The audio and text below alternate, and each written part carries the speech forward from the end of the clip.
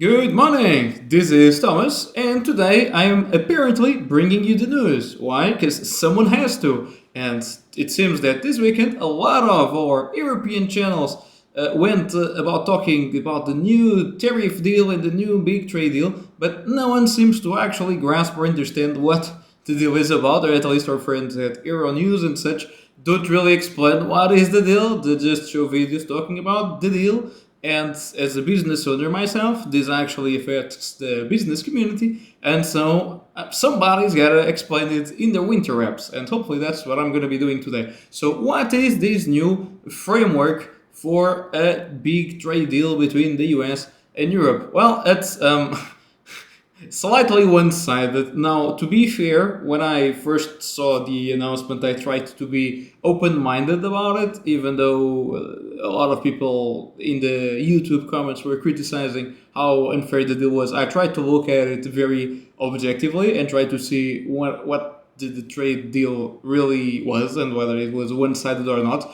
And so I made a PowerPoint slide with what America gets and what Europe gets. It does seem a little bit one-sided. If you see the slide here, you'll notice that America gets a bunch of things and Europe gets nothing, and so it does seem like a bad trade deal. Just taking into account what we get and what they get, in my opinion. So, what does the US get with this trade deal? First off, they get a 15% tariff on all goods. Now, the EU Commission's way to justify this is that, well, there is a trade imbalance, and so we want to balance it. This to me is the dumbest argument in the world, and the reason why communists should not be allowed to be in the European Commission. Because European Union exports and sells a lot of things that are very revenue intensive, but not profit in terms of profit intensive in terms of margins. So let me give you an example. The European Union sells a lot of cars. Cars bring a lot of revenue. They don't bring that much profit. The US sells a lot of technology services. These are iPhones, Facebook, and Google, and whatever other tech company, Amazon services and tech. And most of the technology the US exports has very high margins. And so the revenue is not that high, but the profit is a lot. And in the EU, it's a little bit different. We have a lot of very old, very established industries that generate a lot of revenue. They don't generate that much profit. And so if you were to look at the profit generated and not the revenue generated, which is what a trade imbalance looks like, they pretty much look at sales figures, not net profit figures, you'd probably notice that the imbalance is much inferior than what's said, or maybe that the US even profits more from the relationship than the EU. This is very tough stuff to measure, but it's just a BS excuse and argument, in my opinion, to give a 0% tariff. Now, to be fair, the folks involved in this stuff should know a lot more than I do. I'm just your regular small business owner over here. I shouldn't be the guy that understands this stuff very well. But when you look on the surface at the deal like this, sometimes things are really as simple as they look, and this really looks as simple as it looks. I don't really understand what I'm missing here, and that's why I felt compelled to make a video on this, because um, you're basically just is not making a deal here. Is making a concession. It's just saying, okay, we'll eat it up, and we gain nothing in return. I don't understand that.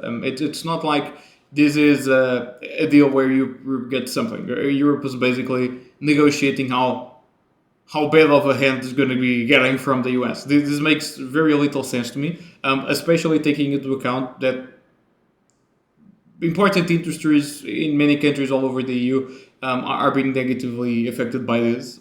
This is I mean, I don't want to sound like a critic here, but I do have to be a critic because I don't understand the logic here. And it seems that the only president in the EU that still has a backbone is our communist friend Macron, which, although I always am criticizing the French for being socialist, at least they got a backbone, because they're the only ones that so far seems to be standing up to like this deal. And I don't want to get into the specifics, but let me summarize this very clearly. So this is what the US gets. They get a 15% tariff on all goods. They keep 50% tariff on steel and aluminum, which are also big industries here in Europe. I believe the Luxembourgese economy is very heavily standing on this type of material, both steels, aluminiums, and other types of refined raw materials. So this is a negative for them, big negative, I believe. From what I understand from Luxembourgese economy, there is also a lot of commitments on terms of investments and purchases and military stuff, which I don't understand. And the only big industry that gets away in Europe here, which is a differentiator for the economy in the European Union, is really aircraft production. And so Airbus stock should be going up today. That would make sense because this is a positive for them, and the rest is all negative. And it's not like the European Union imposed the 15% tariff on American planes, and that's why this is a positive. It's a positive because they didn't get a negative, so that's as positive as they get. Like all the stuff you see below here that says no tariff excluded from the deal is stuff that the European Union is not getting a better deal. It's just living as is, and so this is the new framework for the trade deal. Now, let's hope somebody or everybody in the European Union blocks it, and if they have to go cold turkey and not accept these terms, that's fine. Once again, I am not some big wig that understands a lot about this, but so are not the economists and the dummies in fancy suits that walk around the European Union that really know nothing about anything and have never held a real job and talk about theories and the efficient market theory and efficient market hypothesis and the trade imbalance, blah blah blah. They sound like very intelligent people, but if you break down what a trade imbalance is, it's just somebody had more revenue than the other, and that is a very weak argument for why we should give gigantic concessions. This is a bit of a sad thing and an offensive thing to a degree for a European, because we are very big economic bloc. We are basically on par with the US in terms of size, in terms of economic strength. It pains me to see the way the European Union carries itself at this point, because we look like some third world nation negotiating with the US.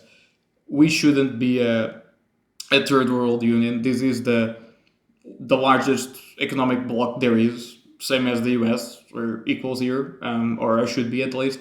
And so this is a little bit of a sad thing to see the leadership being so weak. And maybe that's what we brought upon ourselves by developing this very non-committal, not strong, not decisive way of leadership of the European Union, but it is what it is. So hopefully this has shed some light on the framework of the deal. I did this video because if you look at the news videos, you don't really get the specifics of the deal. You just get Trump saying this is all wonderful, and then Ursula saying yes, we work very hard, we're the socialists, deserve everything, and a lot of kudos.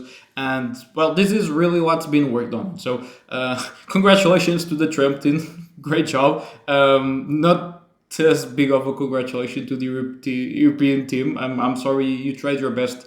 It's not enough. EU gets nothing, the US gets everything. That's not a great deal, in my opinion. But that's my point of view on it. Hopefully, there's something I'm missing, which I don't think there is. But that's it is what it is. Hopefully, in the next round, we get a better deal.